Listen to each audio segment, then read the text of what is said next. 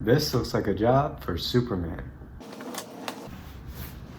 I actually don't have a Superman shirt, surprisingly, so I'll just fix that in post.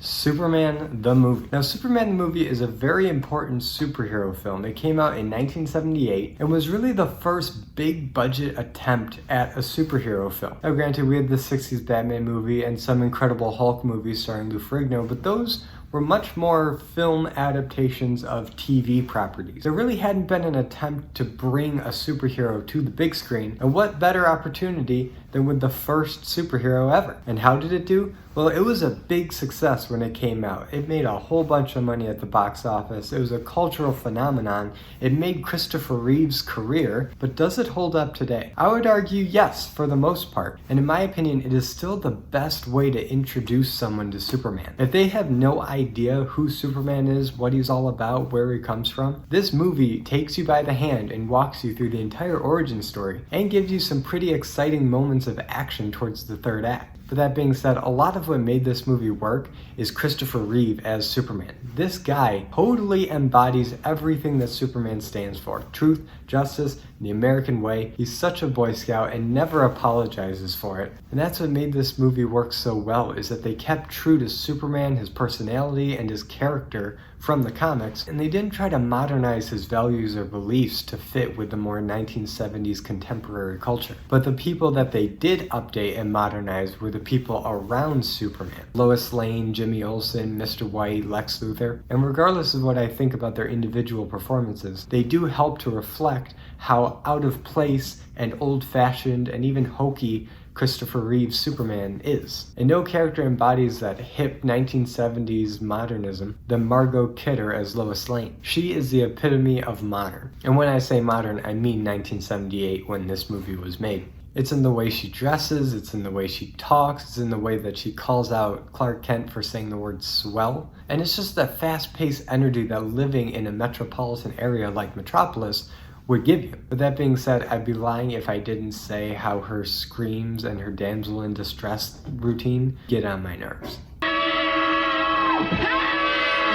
There's just something about the way that she screams for help that's so piercing to the ear, and it's too bad that it's at its worst during that amazing helicopter rescue, which is an otherwise flawless sequence. It's the first time you see Superman in the costume. But whenever it cuts back to Lois in the helicopter and she's just screaming her head off, it's pretty annoying. But let's talk about the most unique change to the Superman characters is Gene Hackman's Lex Luthor. Now, Lex Luthor is one of those characters that just can't seem to get a break in live action. Just like Dr. Doom on the Marvel side, there really hasn't been a Lex Luthor portrayal that's really captured what makes Luthor Luthor, or really anything that elevated him to the legendary status of being Superman's archenemy. But Gene Hackman's portrayal is so uniquely different from the comics, but still gets a lot of things right about the character. He is a genius. He does have a superior intellect. And for most of the movie, he's trying to figure out how to set this giant trap for Superman. But he also has his more eccentric moments. He dresses in this really loud 70s suit with a flower that seems to be more Joker-inspired than Luthor-inspired. But even so, you have to consider that this is 1978, and the whole post-crisis Lex Luthor in the comics that we know from most of his animated outings, where he's this incredibly wealthy tycoon, he owns about half the buildings in Metropolis, and that he pours a lot of money and resources into developing tech, didn't really exist in the pre-crisis continuity. Luthor was a mad scientist. He was a genius, but he shared more in common with someone like the Puppet Master from Fantastic Four than the giant tech conglomerate CEO that we know today. So putting that into perspective, Gene Hackman's Lex Luthor isn't that far off, but he is definitely a more 1970s James Bond villain type than he ever was in the comics. And for the sake of this movie, it does work, because it does allow him to set traps for Superman and test his powers in some visually interesting ways. But let's talk about the storyline, because this movie really is the perfect introduction to anybody, young or old, who wants to know who Superman is, where he comes from, and what he can do. And this movie systematically answers all of those questions. The film opens where any exciting superhero movie would open, in court. Yeah, not the most thrilling introduction by any means, but it does introduce you to some key players. You meet Jor-El, played by Marlon Brando, who does a fine job. And he knows that the planet is doomed, but of course nobody believes him, so he makes this small escape pod for his son, Kal-El, aka Superman, and rockets him into space towards Earth so that he won't blow up with the rest of the planet. And within 20 minutes, we're in space, hurtling towards Earth, and this strange montage plays where you see baby Kal-El growing 3 years, I think, while he's hurtling across the cosmos and passing different planets and space stuff. And you hear his father's voice teaching him about Einstein's theory of relativity and other educational topics. And this is where I will admit the movie has some pacing problems. The intro on Krypton isn't bad, but it's also not that exciting. But thankfully they do get you off the planet in a relatively quick amount of time. But it seems like this, while Kal is just flying through space learning, where the film really starts to drag, and you just want him to get to Earth already. But he does crash to Earth, and then we meet the kindliest elderly couple you're ever gonna meet, Aunt May and Uncle Ben. No, sorry, I always mess up the two. It's Ma and Pa Kent. They are so sweet and loving and affectionate, and look like they were brought to life right out of a Norman Rockwell painting. In fact, all of Smallville looks like it was carved out of a Rockwell painting. It's such a classical depiction of what the rural Midwestern United States look like. And the film makes a big point to show just how wholesome and innocent and behind the times Kansas is. And it's the time that we spend in Smallville with a teenage Clark with a really weird fake nose, where we get to see the moral center of Superman start to take root. And Glenn Ford as Jonathan Kent sells this 100%. He is the best Jonathan Kent that we've ever had, ever. Movies, animation, TV shows. He is by far the best Jonathan Kent that I've ever seen. He is exactly the kind of parental figure that Superman needs to be Superman. But then the pacing slows down again after a pretty cool visual of the Fortress of Solitude being formed. We get 12 years of Clark Kent learning about Krypton and the cosmos. And if that sounds like an interesting idea, it's not presented in an interesting way. The whole thing is just Marlon Brando's voiceover again, and more space stuff again. And it's kind of the same space stuff that we already saw, but when that's over, we see our first shot of Christopher Reeve as Superman in his full costume. It's an extreme wide shot, but he does fly close to the camera, and then smash cut, we're in Metropolis. Metropolis is basically New York City in the 70s. It's this fast-paced, always moving environment with a lot of different people. Everyone's trying to sell something or get something, and it takes us right to the Daily Planet, where we meet the Daily Planet staff. But all this is just set up so that we see how out of place Clark Kent is, because he's in his full Clark Kent disguise, his hat, jacket, glasses.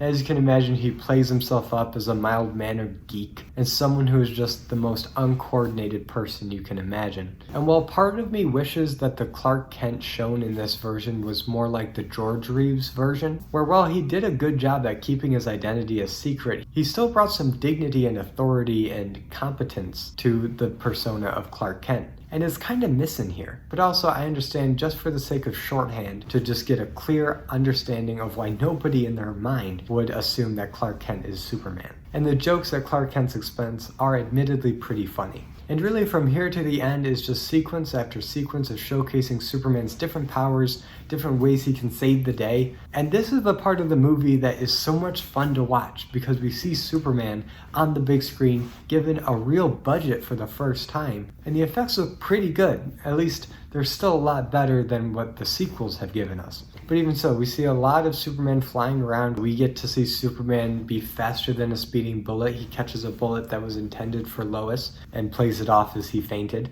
We see him not even flinched when he gets smacked across the back with a crowbar. We have that classic moment of Superman busting the cat burglar and climbing up the side of a building. I don't know why, but that scene always stuck with me because it's such a cool visual with the cat burglar using these suction cups and Superman just standing there. And you even get Superman saving a cat out of a tree. How wholesome is that? Well, probably more wholesome than that kid getting slapped by her mother. Haven't I told you to stop telling lies? I don't know why, but that just cracks me up. But what really starts to get visually interesting is when he gets invited to Lex Luthor's lair, and he runs this gauntlet of challenges that he, of course, aces no problem. The first one being bullets. You see the bullets bouncing off his chest. classic Superman visual. You see him walking through flames where neither his hair nor his outfit gets singed at all. And then you have the ice machine that just covers him in ice buildup. And speaking of which, that shot always used to creep me out as a kid. It's creepy, right? But of course, Superman punches his way out of the ice and it shatters and he's free and he busts down the door, and here we get the first real confrontation between Luthor and Superman. And this is of course the scene where Luthor spells out his entire plan to Superman. And what makes the scene so great, and not just another villain monologue, is how confident Luthor is that he has thought of every contingency to beat Superman. He's got kryptonite, he's got 2 missiles going in opposite direction, and he is just relishing every moment of just pulling Superman along and wasting as much time as possible before Superman can try to, save the day. And to counterbalance Gene Hackman's just sheer giddiness of telling his whole plan to Superman, you have Superman over here that's just getting more and more annoyed and irritated that Luthor is so happy about the destruction of millions of people. But at the same time, he needs to let Luthor finish so he has all the information needed to save the world. But as you know, Luthor exposes him to the kryptonite, puts it around his neck, pushes him into the pool. Superman's about to drown until Luthor's assistant, Mitch Tessmacher! her, gives him a kiss, takes the chain off, and Superman rushes in to save the day. And what's great about this climax is that you see Superman prioritize which missile he's going to go after first. And he chooses to go to Hackensack, New Jersey before California. And I think the reason that he chose that is not just because he promised it to Mitch Tessmacher! Is because when that missile hits New Jersey, millions of people are going to die instantly. They're going to be vaporized. But when the missile hits the fault line in California, that's in the desert. It's uninhabited. Nobody's going to be vaporized. So he saves New Jersey, but allows the missile to hit California. And granted, he does do his best to take care of all the damage that missile caused in California. Repairing the giant crack that's forming, using his body to replace a broken railroad line, and even causing a rock slide to save a small community from all the rushing water that the burst dam released. And he even saves Jimmy Olsen in the process. But the real tragedy is that through all of his heroics, he wasn't able to save Lois. She sadly suffocated and died when her car fell into a crack and it was filled with debris. And Superman lets out one of the most visceral Superman reactions that I've ever seen in a movie. Sorry, wrong Superman movie. That reaction isn't anywhere close to the one that I'm talking about.